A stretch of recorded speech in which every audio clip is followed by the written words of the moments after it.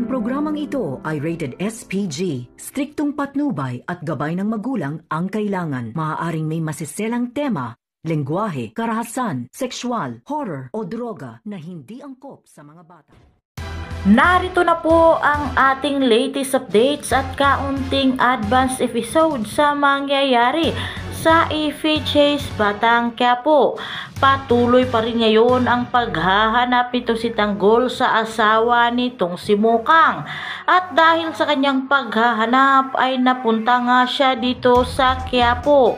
Hindi nga niya inaasahan ang kanyang mga nakikita ngayon na ang kanyang ama na si Rigor at kasamahan nga nitong pulis na si Lena ay naghahalikan sa gitna ng daan. Galit nga ngayon itong si Tanggol ay hindi nga niya napigilan na bumunot ng baril at kinasang nga ito mula nga dito sa ulo nitong si Rigor.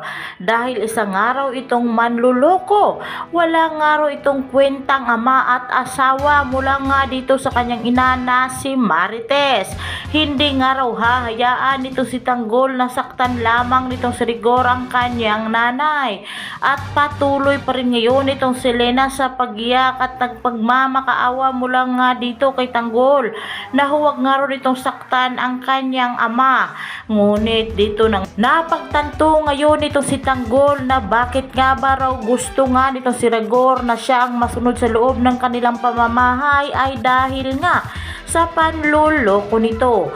Sisiguraduhin nga raw niya na magbabayad nga itong si Rigor at si Lena sa ginawa nga nitong kahayupan mula nga sa kanyang ina na si Marites. At doon naisip itong si Rigor kung bakit nga ba nandito na naman sa labas ito si Tanggol. Tumakas na nga ba ito o di kaya inutusan lamang ito nito si Chief Espinas na tumira ng isa nga namang tao. Ngunit ang hindi nga alam ngayon itong si Rigor ay tumakas na pala ang kanyang anak-anakan upang hanapin ang pumaslang kay Mukang. Agad namang kumuha itong si Rigor ang baril at tinutukan nga ngayon itong si Tanggol. Hindi nga raw siya magdadalawang isip na kalabitin ito mula kay Tanggol kung hindi nga raw ito mananahimik at huwag nga silang isumbong ni Lena mula nga sa kanyang ina. Hindi naman nangangako ngayon ito si Tanggol na hindi nga niya sasabihin sa kanyang nanay na si Marites ang lahat dahil na nga rin sa masasaktan nga ito.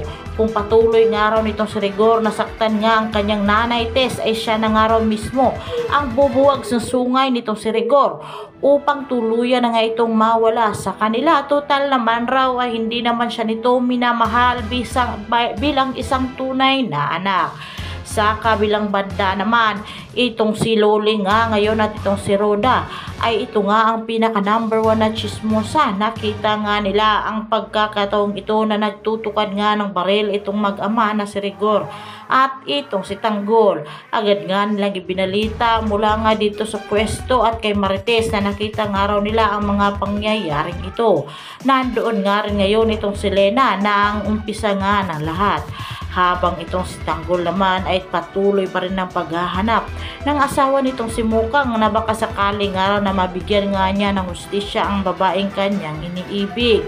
Tuluyan nga ba niyang mahanap ngayon itong si Ramon? Gayong nagtatago nga rin ito at maraming nga rin itong koneksyon. Kanya nga ba itong mapaslang?